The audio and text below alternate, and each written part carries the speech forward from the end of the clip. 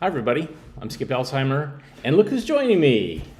It's Ayana. Hey, we're upstairs at the archive, and so slowly kind of cleaning up all the dust and debris and trying to get things back rolling in this space. It's going to take a couple of weeks, I think, but we'll be here at some point. But anyways, I'm here. So, Ayana, do you like diet soda? I love diet soda. Do you? No, yeah, I actually do really like diet soda. So this film that I'm showing is the first diet soda that was ever made in the United States. It was called Diet-Rite Cola, and it was made by RC, and this came out in the mid-50s. So here it is. Here's the story. Enjoy.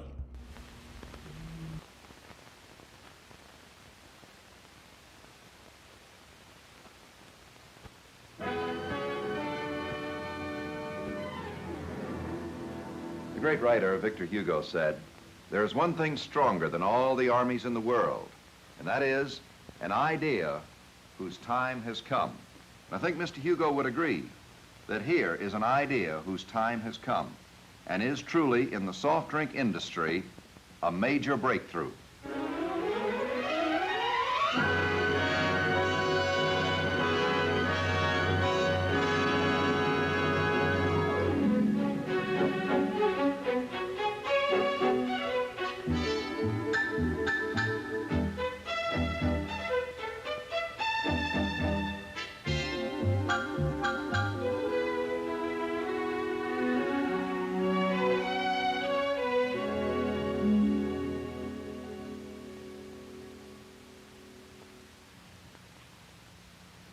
I don't know how Victor Hugo knew that the time for an idea had come, but I had help.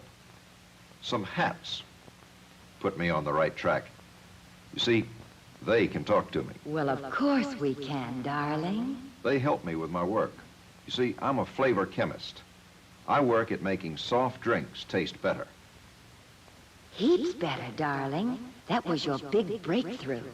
You developed Diet-Rite Cola, a great new drink. All we did was tell you what we wanted. We spoke for the people, you might say. We told you, Oliver, that the country was ready for a special new soft drink, and you made the scientific breakthrough. They all were calorie conscious. Overnight, it seemed, almost everybody in the country went on a diet of some sort, or at least intended to. Doctors put a lot of their patients on low-calorie diets to watch their weight. Some diets were enforced. Some diets were ignored. Everywhere you turned, there were people either dieting or cutting sugar out of their daily food because their dentist suggested it. Or because they were concerned about their teenage complexions. Those that weren't watching their diets felt they ought to be. That was our contribution to Oliver's big breakthrough. We told him the time was right for a sugarless, low-calorie drink. And Oliver did it. As far as flavor chemistry went, it was a major breakthrough. And this is it, Diet-Rite Cola. First of all, it's a cola drink, the drink that most people prefer. And it tastes good.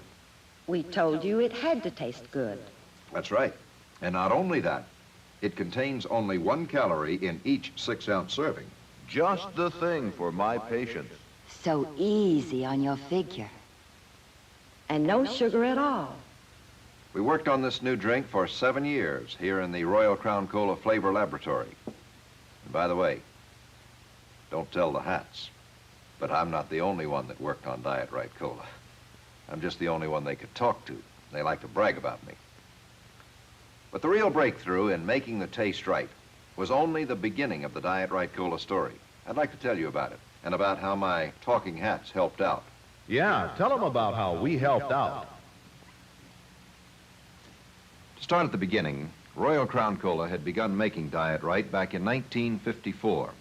Only then it was a specialized dietetic drink.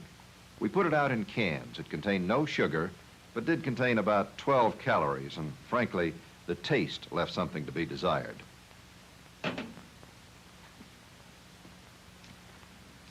But it served its purpose. People on diets, people who couldn't use sugar, at least had a soft drink available when they wanted a refresher. My job was to make it a better drink, particularly a better tasting drink. That's how I began talking to hats.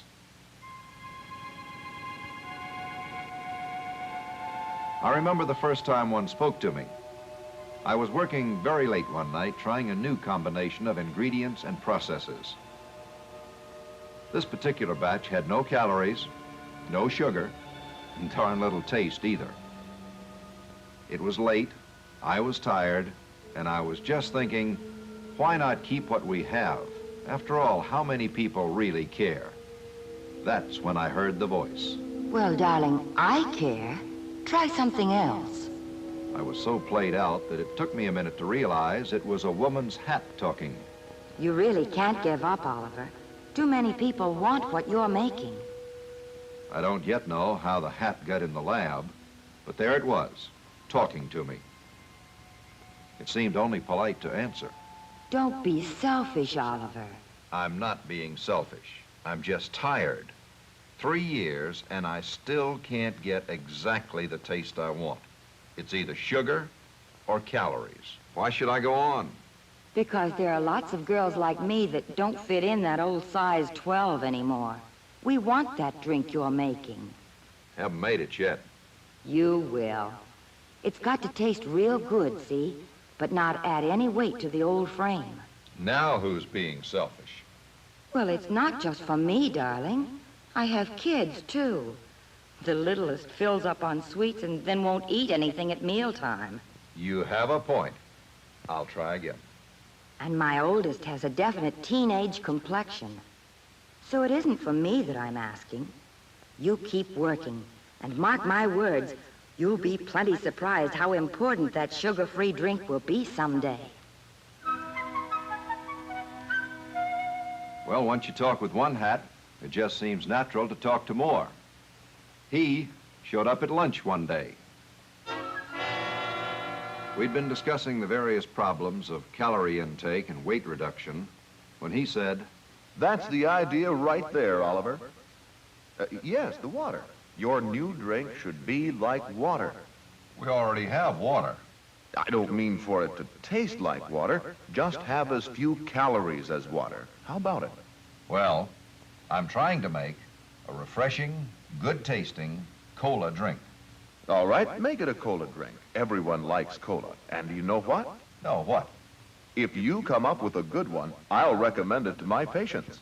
Seriously, I don't like to have to tell patients not to drink sugar-sweetened drinks. If they must cut down, it's better all around if I can say, you can drink this drink when you want refreshment. No calories, eh? That's a tall order.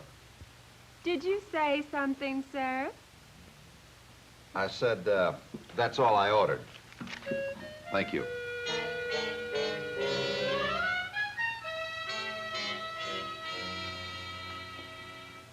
I was learning a lot from my friends here, but talking to a hat is best done in private.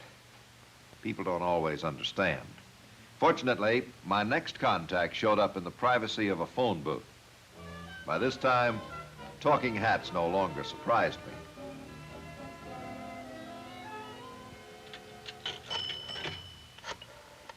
Oliver, not long distance, down here. Every dentist, nutritionist, and public health nurse in the country would love a refreshing drink that has practically no calorie content. I think I can make it almost sodium-free, too. Future generations will sing your praises. Future generations.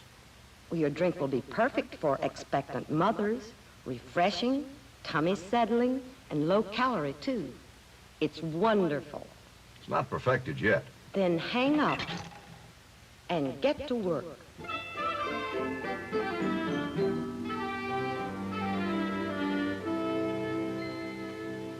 Well, they kept after me until something had to be done. The whole lab crew was working on every possible ingredient combination. Old ingredients were tried in new ways. New ingredients were tried in old ways. New blending processes were tried and refined. We even went back to pure basic research in chemistry looking for answers, and we found them. And then it happened. We made a sugar-free cola drink that tasted as good as any regular cola. We had it at last.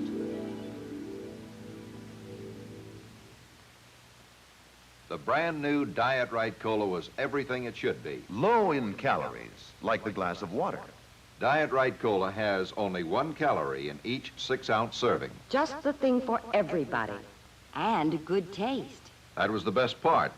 It didn't taste like a dietetic drink at all. It tasted like what it is, a true sparkling cola, something no one else had been able to produce. Oliver did it. A great soft drink breakthrough. Now, get it on the market. That was our next problem. After 7 years of research, we had a brand new drink. It tasted great, and it seemed to have a lot of plus values. Now, marketing is not my specialty, but since it seemed that I knew a lot about why people wanted a drink like this, I wonder where he gets his information. anyway, I was asked. Well, we were asked to help in the marketing. Now, dietetic beverages have always been a breed apart from other soft drinks. They were sold in cans or fancy bottles, stocked in special diet sections of most stores. They sold for a premium price. The market was a specialized one. Oliver, Yes? have we ever steered you wrong? No? Then listen to us. This drink tastes good, doesn't it? Very good. People today are very calorie conscious, aren't they? You've convinced me they are. And there's a 40% slice of the population that can't or won't drink soft drinks with sugar in them, Oliver. There is. Oliver, we can see you'll need more help with this, like from bottlers and dealers. I could use it. I'm your man, Ollie boy. Been in the bottling game many years. Let's get right to the point. Think big, boy. Since so many people want it, let's get this on the mass market. Mass market it is. And how do we package the most popular soft drinks? Returnable bottles? Right as rain. Returnable bottles a must. Speaking as a dealer who's sold many a case of drinks, let me ask you, how are we going to price this great new popular item? It ought to be worth a premium price, right? Wrong. Popular item, popular price. That's what moves the merchandise, popular price. Move more, sell more. Sell more, make more money. Simple as that. Right. A quick education in marketing. Thank you. To make sure the theory was right, we applied the old laboratory practice to it. We tested. In cities and towns of various sizes, we conducted test campaigns. We kicked off with first-class campaigns of radio, television, and newspaper advertising. We gave out samples to doctors, to dentists, to dealers. Our salesman gave the dealers a taste first, then the sales pitch. That was all it took to sell Diet-Rite Cola. We gave out samples to shoppers and we surveyed them to get their reactions to the product. The answers were amazing. Say, that's a good idea, and I like the taste. Well, I bought it for the kids, but I like it too. I like it, Mommy. It tastes good. It tastes as good as any other cola. Tastes better than other colas. I prefer its light taste. I like it, and it doesn't cost any more. Man, it tastes great. Love it. Now that even surprised me. Oliver. Well, it did. I guess I was still thinking of it as a dietetic drink, when actually it was a great new cola in its own right with a refreshing light dryness to it. Plus a lot of pluses, Ollie boy. Yes, a lot of pluses. We told you so. Its lack of calories won it new friends. Its flavor kept them buying.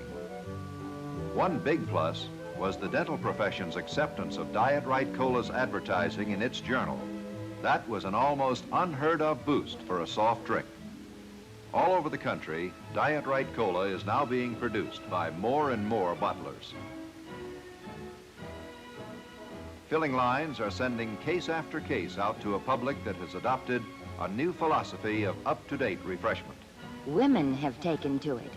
And it's a great drink for the kids, too. Toddlers or teenagers. Doctors now recommend Diet-Rite to that big part of the population that needs to cut down on sugar.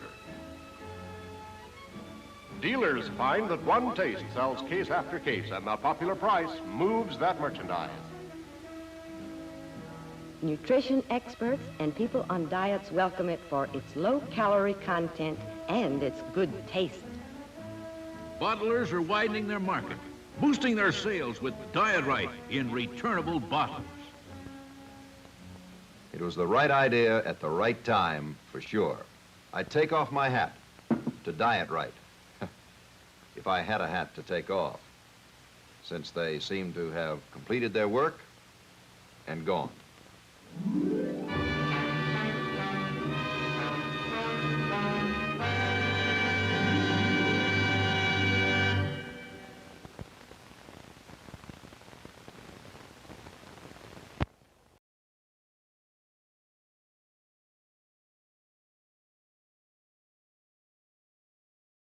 That film was wacky, so wacky. The whole idea of talking hats. They're like, well, we've got the information, but we want to make it interesting. And so, who is this film made for? More than likely, potential distributors, bottlers, investors, maybe the general public. But yeah, this is fascinating film. And you look at the history of Diet-Rite. I looked up on Wikipedia, and it went away for a while, and then it came back in the 2020s, and then it went away again in 2024.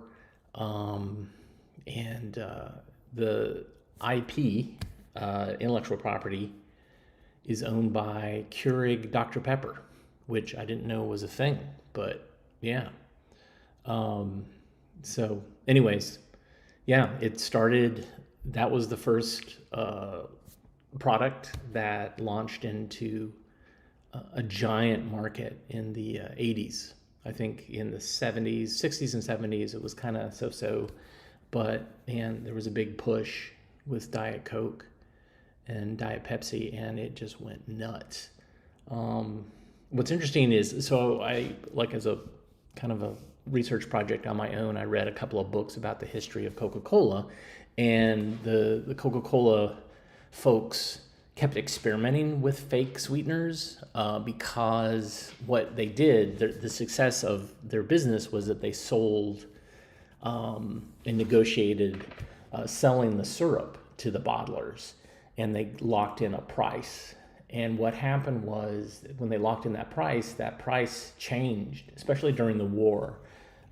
With sugar got very expensive. It was being rationed, and so they were trying to come up with other ways to still meet that agreed to price for a fountain, for syrup. And so they were experimenting with actually adding saccharin and cyclamates and things like that, and just not saying that they were doing it. They were just, oh, it's the same old Coca-Cola. Anyways, let's see. This next film, it talks about an exciting new breakthrough, and was basically an answer to the energy crisis. Enjoy.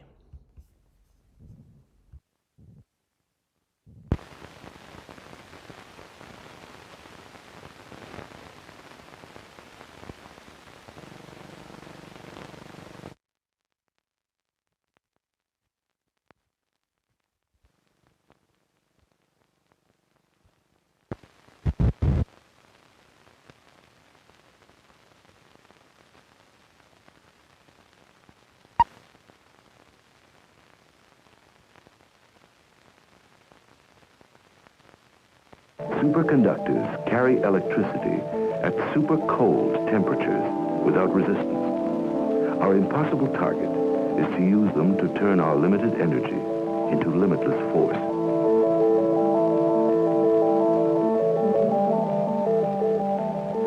Electricity in our world has always used resistance.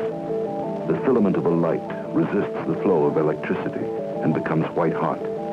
The element of an electric kettle becomes hot because of electrical resistance. Resistance appeared to be a law, but in 1911, Kemmerling-Onnes used liquid helium to cool mercury to about 450 degrees below 0 Fahrenheit. Suddenly, the mercury lost all resistance. Onnes had discovered perpetual electrical motion, superconductivity. At temperatures approaching absolute 0, a current will flow forever in a superconducting loop. Without resistance, huge currents can be transmitted. If the temperature is kept cold enough, those currents will generate immense magnetic fields which can do work. Today, we know how to handle the super-cold liquids that make superconductivity possible. We even ship them around the universe because rockets use super-cold liquid hydrogen for fuel. Using super-cold liquids, we can begin to build the first practical superconducting machines. This tiny tube carries liquid helium to supercool the rotor of a superconducting generator. The tube must be a tiny steel-walled vacuum bottle, like your thermos, but it must be far more effective to work at 450 degrees below 0. This conventional magnet uses 5 million watts of electricity to produce a huge magnetic field 500,000 times as strong as the Earth's. Its electrical resistance is so high, it needs 800 gallons of water a minute to keep it from exploding. A superconducting magnet, just as powerful, draws only a small amount of power for cooling. Pollution of the air and water, the threat to our life-sustaining resources, must be overcome. Smog-choked skylines can be seen and felt in the nose and throat and lungs. Rivers in urban areas are still safe to sail over, but deadly to swim in, and deadlier still to drink. Superconductors may be the answer. Almost everything is attracted by a big enough magnetic field. Even pollutants can be separated from water with superconducting magnets. Dr. Henry Cohn of MIT. They're now designing a magnetic filtration unit which will take all the coliform bacteria and suspended solids out of this water and make it clear again. And this is possible only because superconductivity makes it feasible to generate magnetic fields that are needed to do this. Without superconductivity, it would be completely out of the question. I can demonstrate that for you at the lab. Now, we have here a demonstration that shows you the effectiveness of a high field in separating very finely divided colloidal material. And the first separation we're going to try is just some iron oxide, finely divided and mixed with aluminum oxide. The huge magnetic field generated by superconductors magnetizes a steel wool-like mesh in the separator. Almost everything is attracted by the force. One substance can be separated from another by the difference in the attraction. Even bacteria can be removed by seeding the water with a little iron oxide. The process is hundreds of times as fast as ordinary filtration. This beaker contains scrubbing water obtained by cleaning the flue gases from an oxygen furnace. It represents a major pollution problem because the particles in it are too finely divided to be removed by filtration, and somehow one has to get rid of the water. Now let's see what magnetic filtration will do to this problem. We put this material through the same magnetic filter, and notice it goes through it just about as fast as you can pour it out of that beaker. And the water coming through at the bottom is clear. It is in fact drinkable. A full-scale separator mounted on a barge will soon be removing pollutants and leaving clean water behind. Someday, superconducting separators may even remove pollutants from fuels before we burn them.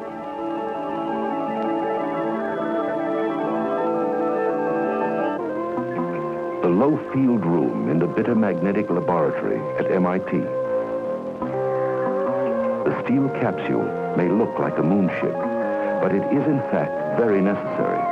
It is made of a special metal which conducts magnetic lines of force. Even the magnetic field of the Earth is deflected around the space within the capsule. In this room, almost free from magnetic force, is a superconducting magnet which can measure the minuscule magnetic fields produced by electric currents flowing in the body.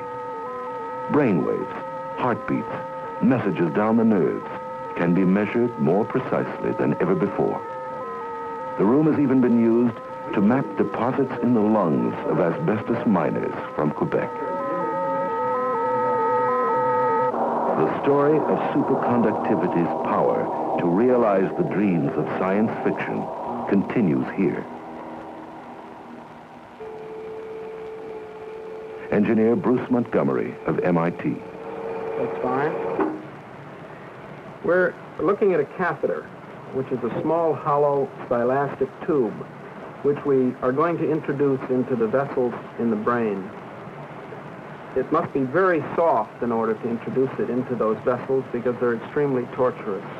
And it is too soft to push, as one does with catheters going into the heart, for example. So we have developed, with Mass General Hospital, a magnetic technique for pulling the catheter. When you turn on the field, you can see that the magnetic field attracts the tip of the catheter on which we put a small permanent magnet. And by rotating this magnet around the head, I can essentially draw the catheter through the vessels in the brain. The reason that we wish to enter the brain in this fashion is that we can enter this tube through a small incision in the neck and reach deep into the brain in areas that otherwise would require extremely dangerous open skull surgery.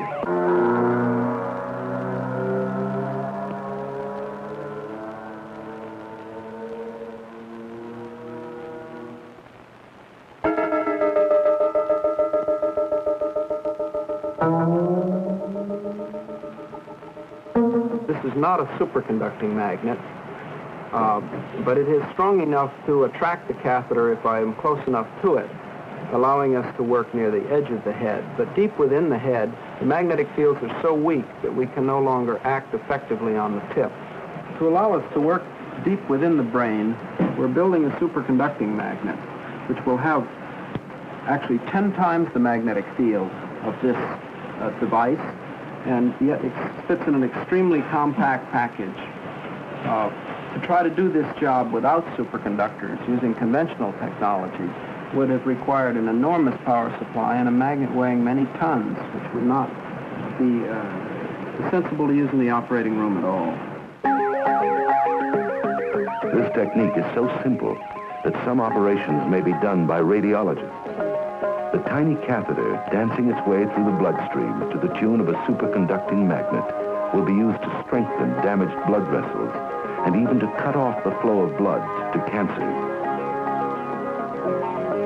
Development of superconductors, our target impossible, can do even more for us outside our bodies.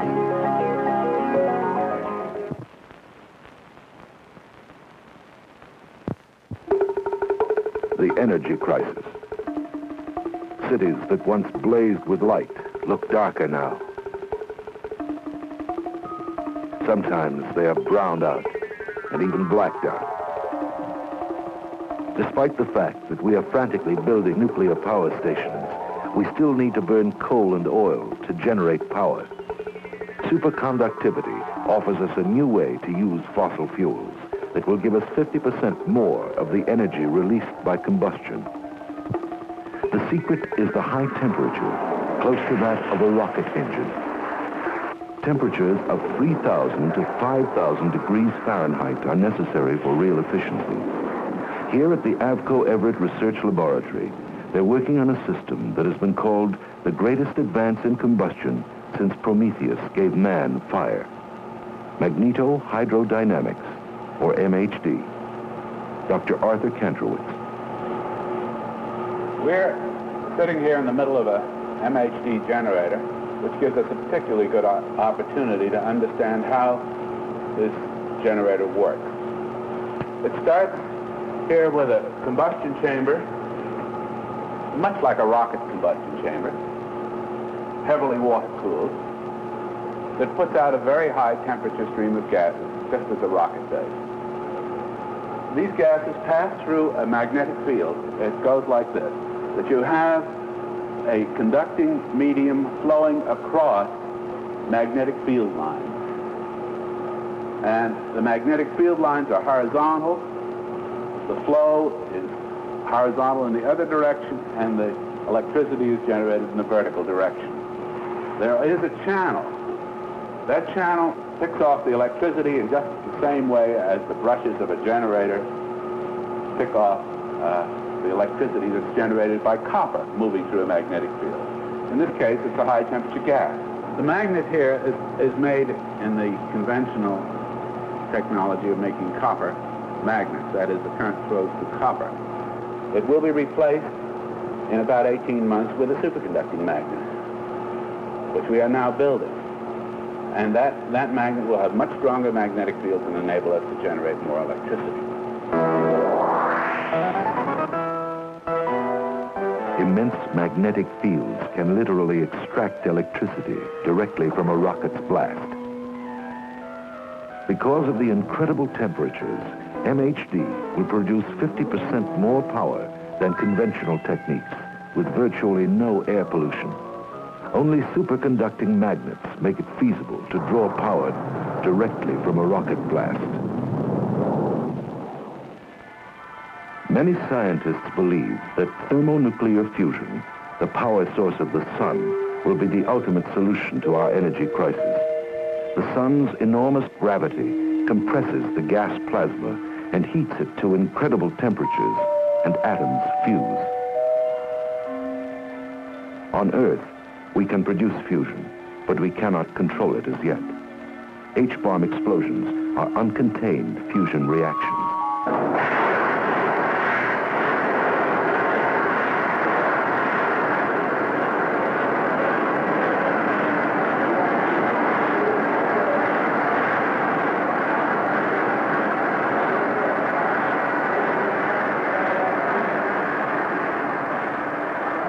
Before we will control fusion on Earth, we must learn to contain it in reactors like this one at the Bitter Magnetics Lab at MIT. Engineer Bruce Montgomery. To make a thermonuclear fusion reactor work, you must heat the plasma to 100 million degrees. And to do so, you need very high magnetic fields to compress the gas, keep it away from the walls. And to create those very intense magnetic fields, we have a magnet here that's the highest magnetic field device of its type in the world. And to get that kind of magnetic field, we require ultra-low temperatures. And the frost you see through the window on the outside of the magnet indicates that it is present at 200 degrees below zero. The future of such devices requires that we must go to even lower temperatures and use superconductors. Fusion on the sun is patterned and controlled by gravity, as these computer displays testify. On Earth, superconducting magnets will exert enough force to tame the raging energy of fusion. A full-scale reactor 10 times this size couldn't generate enough power to run its own magnet. Superconductors could do the job running on flashlight batteries.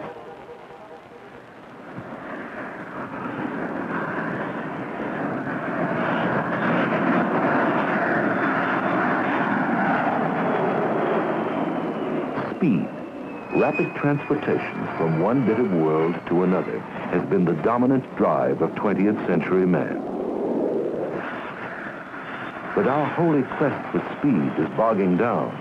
Airports are becoming saturated.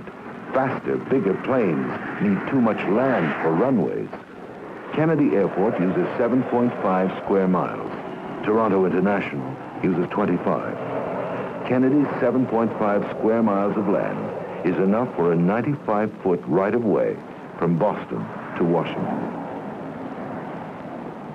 Transportation planners have dropped their eyes from the skies to the land, but trains are limited to between 130 and 150 miles per hour.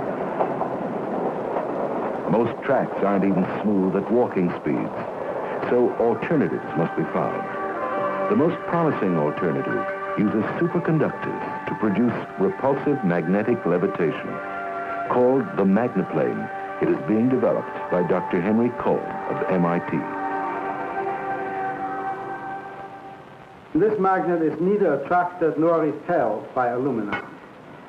However, if the aluminum is moving, as such as we can simulate by making this wheel spin, the magnet will be repelled by the aluminum because it induces eddy currents, and these eddy currents oppose the penetration of magnetic flux into the aluminum. And the faster the wheel spins, the stronger is this force. Now notice that contrary to attractive maglev, repulsive maglev is inherently stable. You get a feeling for what this force is like. In fact, repulsive maglev has certain similarity to aerodynamic flight, and here at MIT we like to think of it as electromagnetic flight. We're producing lift at the expense of drag due to the motion of the magnet with respect to the aluminum, exactly the way an airplane wing produces lift at the expense of drag by moving through the air. Now we can demonstrate repulsive magnetic levitation even without motion. And to do this, let's take an ordinary coil of copper wire into which we can feed alternating current, which makes the magnetic field generated by this coil vary rapidly. And now, above this aluminum plate, we can produce levitation simply by allowing this coil to float. Now, in this case, we make the magnetic field change instead of moving the magnet over the plate. And this, again, will give you a feeling for the inherent stability of magnetic levitation or electromagnetic flight. Ordinary magnets couldn't feasibly levitate something as big as an airplane. Only superconductors could do that. This superconducting chassis will ultimately fly the 1/25th scale model magneplane. The track is simply an aluminum trough with propulsion windings. These windings travel back and forth in meanders. Effectively, the magneplane is like the rotor of an ordinary synchronous motor, except that it travels along the track instead of turning. A clearance of 12 inches will make it possible for the magneplane to fly at 300 miles per hour. In a partial vacuum, it will be possible to go faster than modern jet transports. 2, 1, go!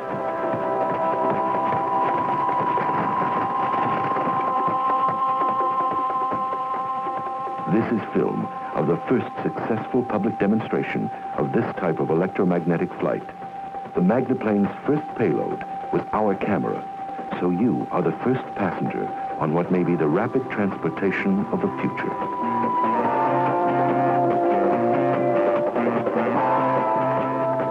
Superconductors carry electricity without any resistance. This new force will give us superconducting magnets that will do enormous amounts of work and do it virtually for free. Electromagnetic flight will be a full-scale reality in a decade. In the 80s, MHD will use superconductors to extract power directly from a rocket blast. Superconductors will deliver electricity from H-bomb-like fusion in 20 years. This year, superconducting catheters will be used in knifeless surgery. With support, scientists will give us the superconducting devices capable of lengthening our lives and conserving our resources.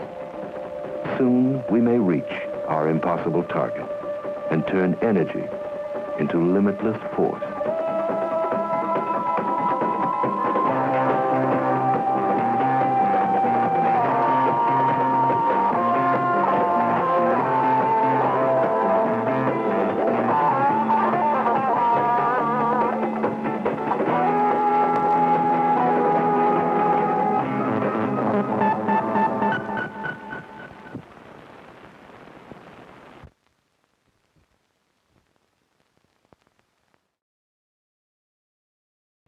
All right, so enjoying delicious cola without the calories, check.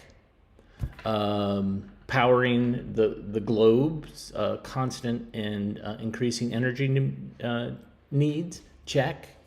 What else you got? So this next film is Brigham Young University, which is surprising given the subject matter. And It's Coronary Counterattack. And at the very beginning of the film, the guy is at a lunch counter. And so I can only infer that his heart is being attacked by the lunch counter, either literally or figuratively. Enjoy.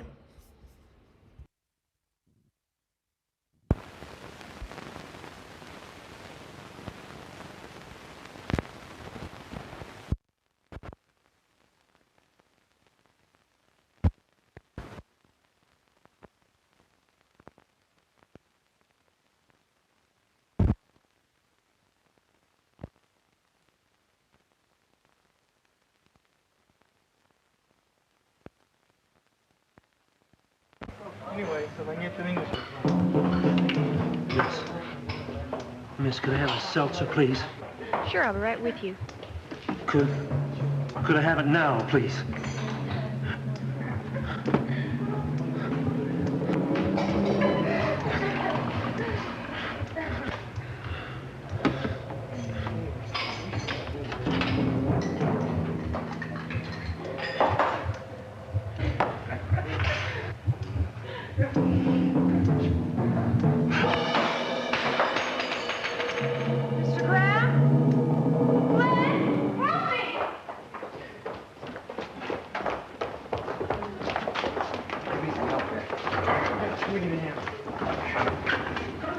All right, everybody, move back. Get in there.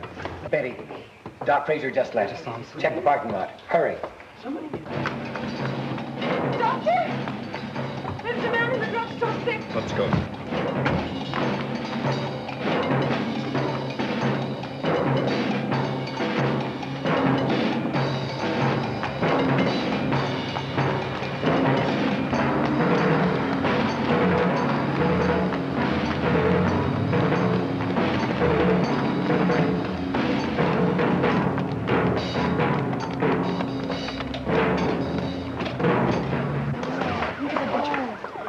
Oh, here's your Anyone here give mouth-to-mouth? I'm a lifeguard. Good. This man will make it. He's lucky to have had a heart attack where help was available. He's only 35, much too young to have had a near-fatal heart attack. The sad thing is that this is not unusual in America today. Others are not so fortunate. Fatal heart attacks among young men ages 25 to 44 have risen since 1950. Fatal and non-fatal heart attacks can strike at virtually any age. If you are male, age 35 or older, you could have a heart attack anytime. If you're overweight and have high blood pressure, your chances of having an attack increase. If you smoke, the risk doubles. Add to this a sedentary job, little exercise, and your chances of having a heart attack are vastly increased. If you are female and past the change of life, you run the same risk as the men. At least 1 million Americans die each year from heart and blood vessel disorders, which includes one death every 50 seconds from coronary disease alone. It is now known that the deposits of fat that characterize arteriosclerosis and pave the way for heart attacks begin developing early in life. Hundreds of autopsies performed on young soldiers killed in Vietnam disclosed that nearly 60% of those men with an average age of 22 had unmistakable signs of coronary disease. Back up, kids. Make some room. Since 1960, there has also been an increase in deaths from heart attack in women in this country under 40 years of age. Most of us are familiar with the reasons for the increase in heart disease: sedentary living, high blood pressure, obesity, emotional stress, smoking, high levels of cholesterol. Mr. Coy, the electrocardiogram. Nearly half our population is suffering from one or more chronic diseases. 14.6 million adults suffer definite heart disease, another 13 million with suspected cases. 1/2 million persons learn each year that they have cancer. 6.5 million persons are alcoholics. 13 million suffer from some form of arthritis. 2 million are known diabetics, and the list goes on. Thomas Edison had this to say on the subject: "The doctor of the future will give no medicine, but will interest his patients in the care of the human frame and in the cause of and the prevention of disease."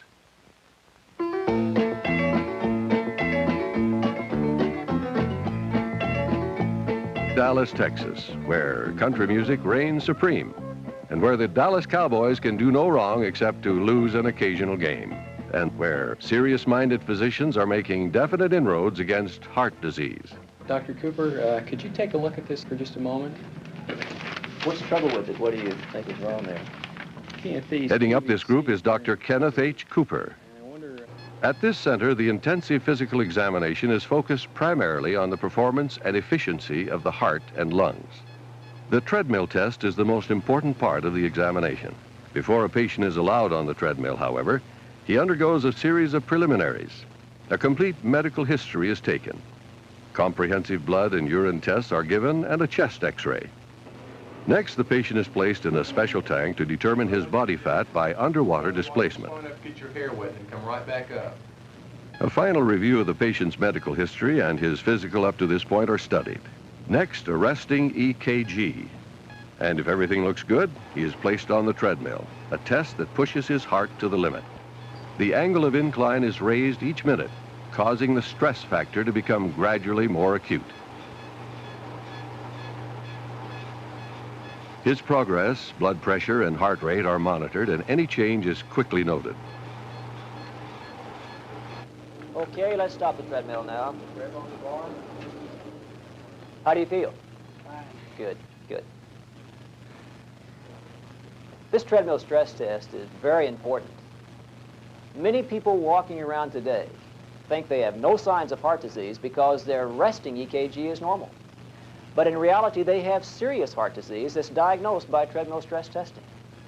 Now, if the diagnosis can be made early, and if we can start the person into a program consisting of proper weight, proper diet, proper exercise, and avoiding tobacco, many of these abnormal things that we see with stress testing can be changed. Now, that is a practice of preventive medicine.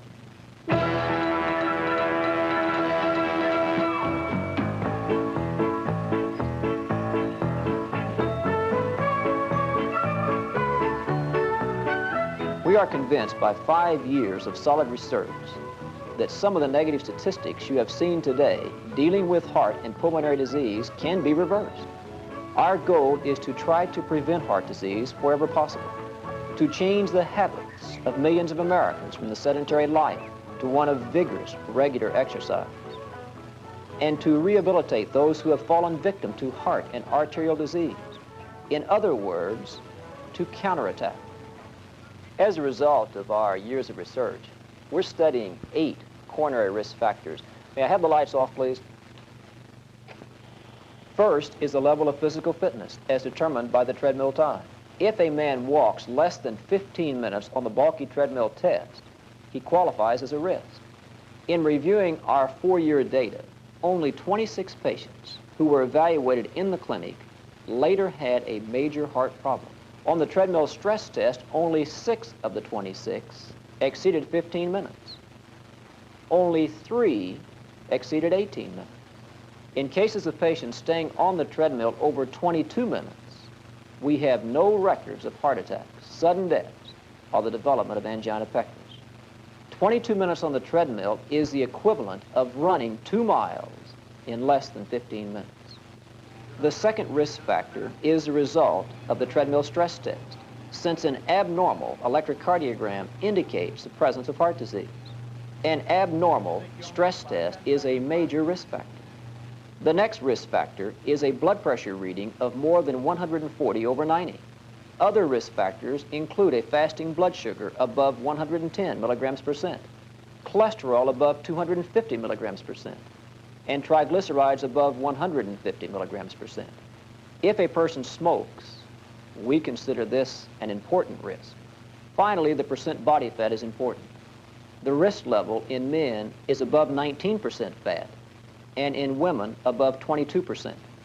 May I have the lights, please? We're carefully studying these 8 coronary risk factors. In fact, a lot of men with an average age of 44 years come to this clinic and have none of the 8 risk factors. Now, they should be excellent life insurance candidates. In the past few months, I can recall 4 men, 33 to 51 years of age, who came to this clinic and had 6 or more risk factors. Subsequently, 2 of those men died from heart attacks, and all 4 had some type of heart disease. Now just think of the significance here in being able to predict coronary disease based on the number and the types of these risk factors. In treadmill stress testing, over 5,000 men with an average age of 45 years, 16% had an abnormal stress test. 12% of these men had a normal resting EKG. This means that over 600 men had heart disease diagnosed only on the basis of a stress electrocardiogram. My work with athletes is extensive. We have studied many professional football players during the off-season. At present, several NFL teams are using aerobic exercise as a part of their off-season conditioning.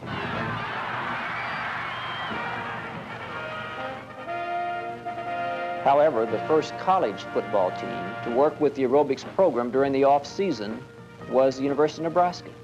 In 1969, their coach required all of his linemen to run 1 1/2 miles in less than 12 minutes, and his backs to run 1 3/4 miles in less than 12 minutes the first day of the fall training camp. 88 of 90 men met this requirement. And that year they won 9 games, lost 2, and finished the season ranked 13th in the nation. And during 2 subsequent years, they won the national championship. An athlete who exercises aerobically during the off-season can delay the onset of fatigue and should greatly reduce athletic injuries as well as improve his overall performance. Aerobic exercises are those exercises which demand large amounts of oxygen and produce beneficial effects in the heart and the lungs and the blood vessels. Our bodies were designed for physical activity. So many times our bodies deteriorate not so much because we're getting older, but because we're doing less physically as we grow older. Doctors Cash and Boyer from San Diego State University studied 16 middle-aged men for 10 years. These men were swimmers and joggers. They swam or ran for 45 to 60 minutes at least 3 days a week.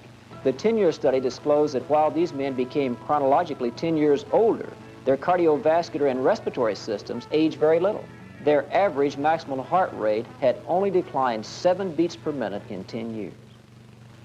Dr. Paul Dudley White once said, "It is fascinating to know that one can grow healthier as one grows older and not necessarily the reverse."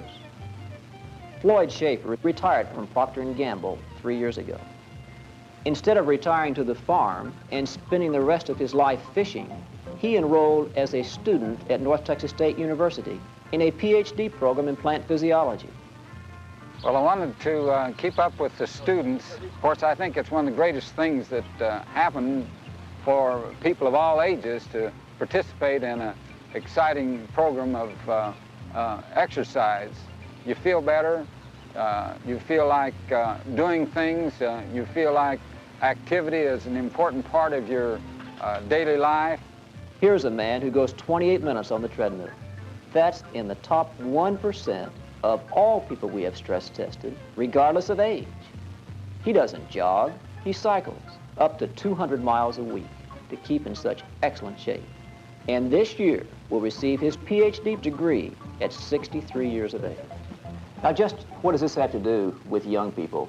Patterns of living are established in childhood. Our eating habits, obesity begins then. Many young people start smoking as a child. Even hypertension probably has an effect then. We encourage many young people, I'm talking about junior high school age, boys and girls, to begin preventive medicine programs. We feel at that point it can be reversible. Now, you don't have to be a world-class athlete to be able to get the benefits of an exercise program and really enjoy it.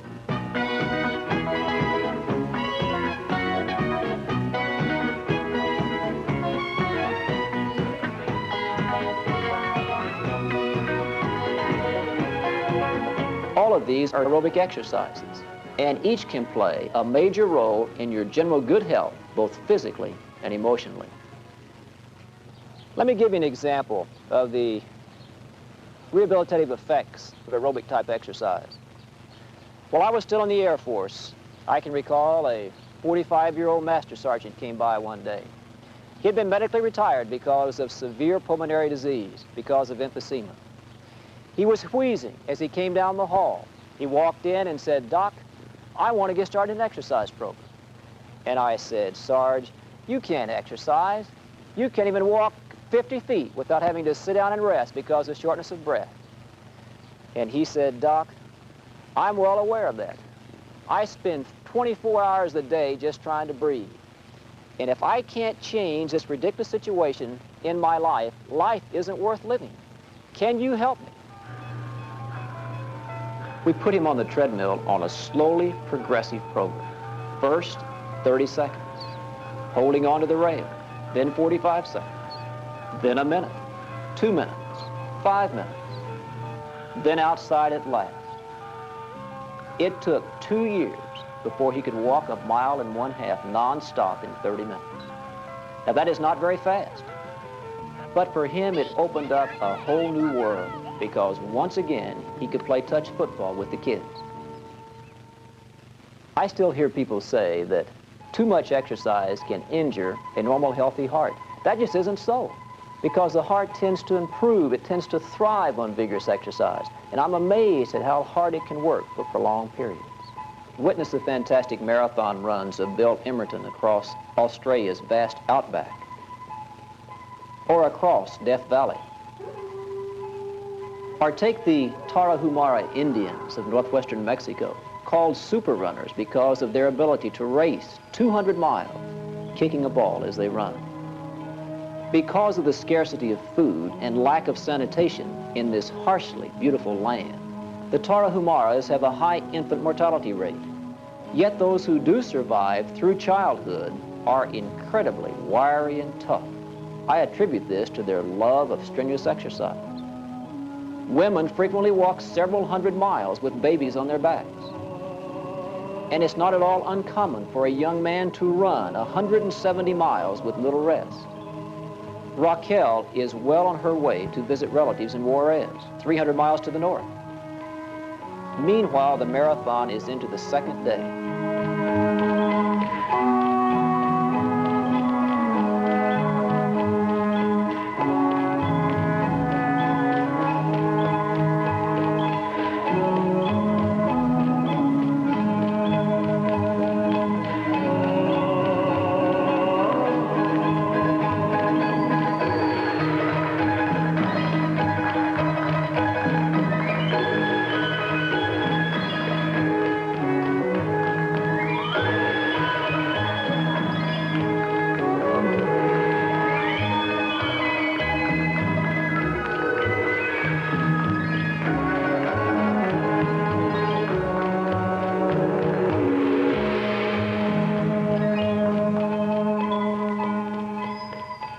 At certain rest stops, they pause for water in Piñol, then continue on.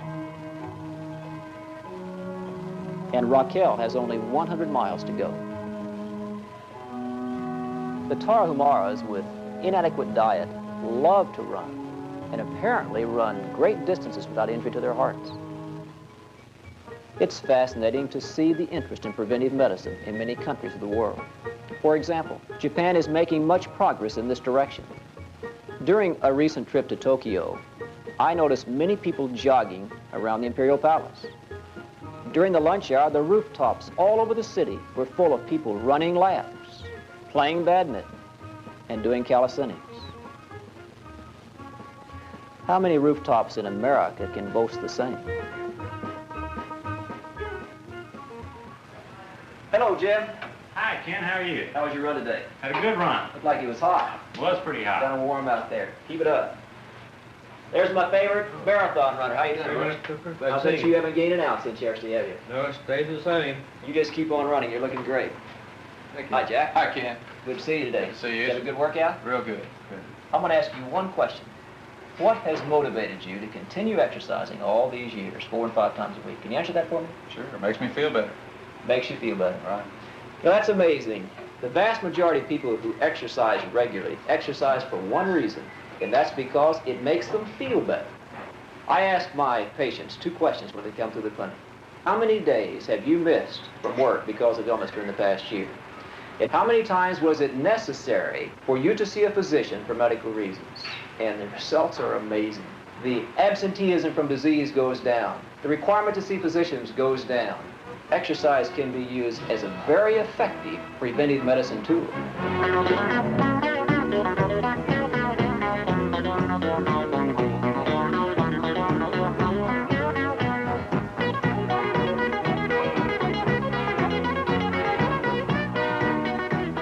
Americans must do something to counterattack the debilitating diseases that threaten to swamp us, not only physically, but financially as well.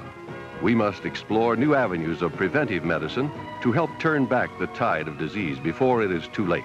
We believe that regular, vigorous exercise is one answer.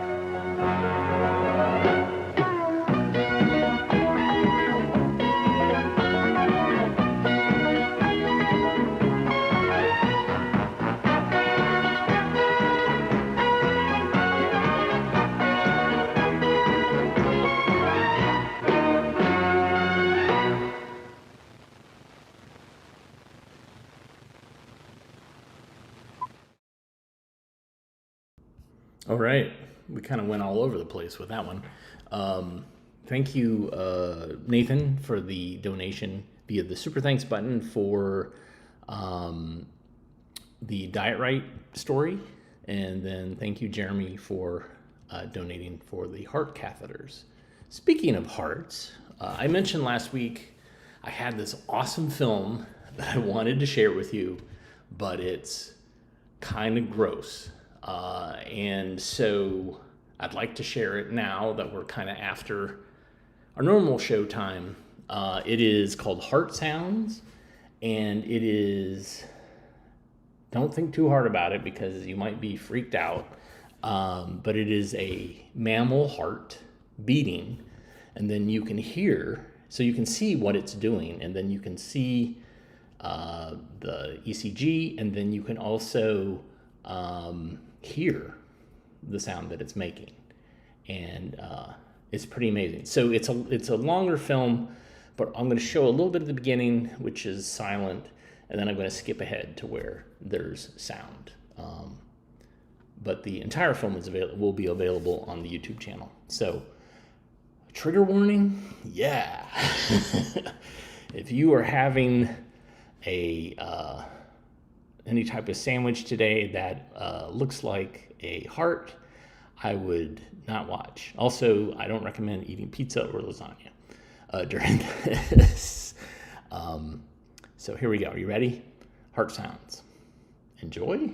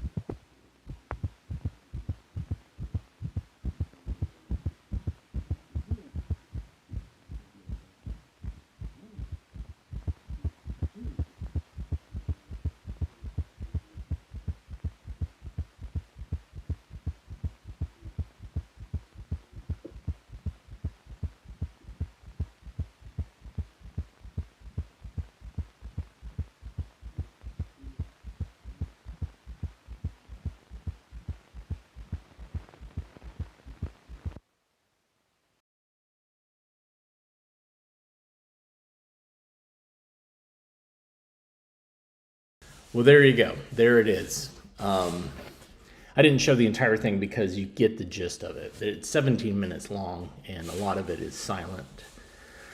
And they don't 100% hint at where the heart came from. I don't think it's a human heart, but I don't know. They say mammal heart. Anyways, thanks for watching today. We will join you tomorrow. If you're in town, join us tonight at the Alamo Draft House at 7 o'clock for a live screening. Don't try this at home. Films about how the home is trying to kill you. And then also tomorrow at DH Library, I believe it's 6 o'clock, maybe 7 o'clock. We're doing films about finance. What time is that at? 6 o'clock. So yeah, join us for that. We watch 2 films about finance, and then we'll have a student advisor talk to us about the importance of good credit.